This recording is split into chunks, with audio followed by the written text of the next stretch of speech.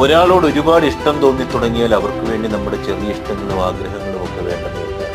നമുക്കവർ അത്രത്തോളം പ്രിയപ്പെട്ടതായിട്ടുണ്ട്. അവിടെയൊക്കെ സ്നേഹം ചൊരിയപ്പെടുകയാണ്, കുറവുകൾ നികത്തപ്പെടും, കണ്ണുനീരൊക്കെ മധുരമുള്ളൊരു ചിരി കൊണ്ട് വിളിച്ചുണർത്തും. ശരീരം കൊണ്ട് അകന്നിരുന്നാൽ പോലും മനസ്സുകൊണ്ട് എപ്പോഴും അടുത്തുണ്ടാകും.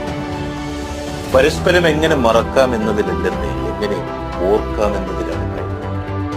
എങ്ങനെ കാണുന്നു എന്നതിലല്ല, എങ്ങനെ അനുഭവപ്പെടുന്നു എന്നതിൽ. എങ്ങനെ ശ്രദ്ധിക്കുന്നു എന്നതിലല്ല, എങ്ങനെ മനസ്സിലാക്കുന്നു എന്നതിൽ. എങ്ങനെ വേർപിരിയാം എന്നതിലല്ല, എങ്ങനെ ചേർത്ത് പിടിക്കാം എന്നതിലല്ല. ശ്വാസങ്ങൾക്കിടയിലെ ദൂരമൊന്നും ആത്മാക്കൾക്കിടയിൽ ഒരിക്കലും ഉണ്ടാകും. അവിടെ ശരീരം പങ്കുവെക്കുന്നതിനേക്കാൾ വേഗത്തിൽ ആത്മാവിനെ പങ്കുവെക്കും.